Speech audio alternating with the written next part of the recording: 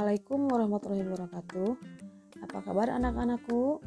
Mudah-mudahan kalian sehat dan tetap semangat dalam belajarnya ya. Bertemu lagi dengan Ibu di pelajaran PAI.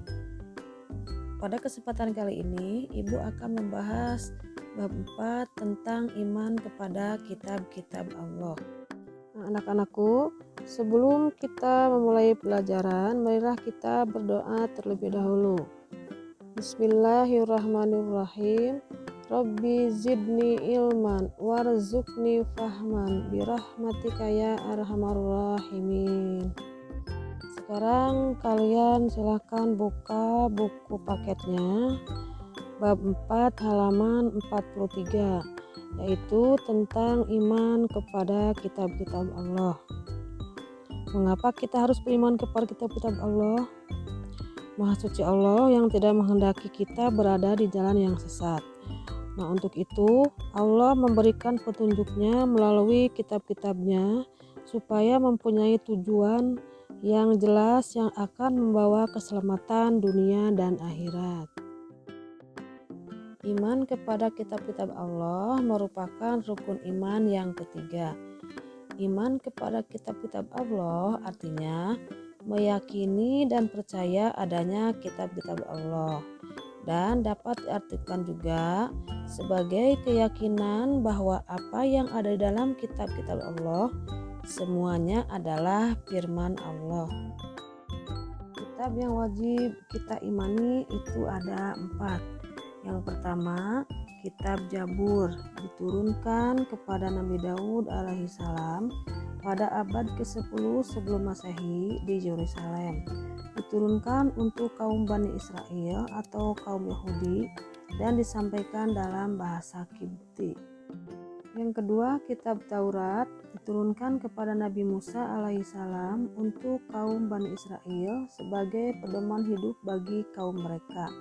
Kitab Taurat ini disampaikan dalam bahasa Ibrani.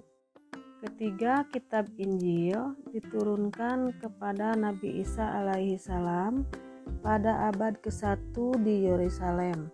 Disampaikan melalui bahasa Suryani dan ditujukan untuk kaum Nasrani atau Bani Israel.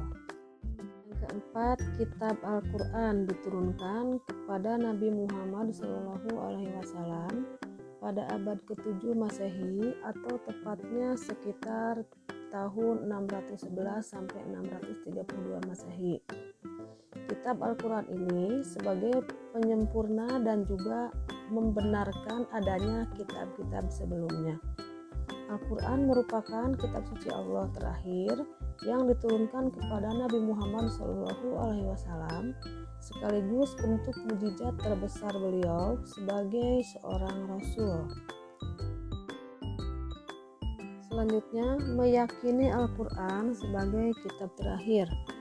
Al-Quran diturunkan sebagai penyempurna ajaran dan kitab-kitab Nabi terdahulu, sebagaimana firman Allah surat Al-Maidah ayat 48. Al-Quran diturunkan dalam 3 tahapan. 1. Allah menurunkan ke Lauhul Mahfuz. Kedua, Allah menurunkannya sekaligus dari Lauhul Mahfuz ke Baitul Izzah atau langit dunia. Dan yang ketiga, dari langit dunia diturunkan kepada Nabi Muhammad SAW secara bertahap selama 22 tahun, 2 bulan, dan 22 hari. Nah, anak-anakku, selanjutnya mengetahui isi pokok kitab suci Al-Quran.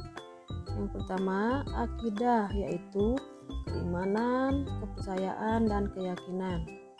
Yang kedua, ibadah. Yang ketiga, syariah, yaitu hukum dan aturan yang ditetapkan oleh Allah untuk manusia. Dan yang terakhir, kisah-kisah Nabi dan umat terdahulu. Itulah pertemuan kita kali ini, mudah-mudahan bisa dipahami ya. Lebih pahamnya lagi, silahkan baca buku paketnya. Sekian dari Ibu. Wassalamualaikum warahmatullahi wabarakatuh.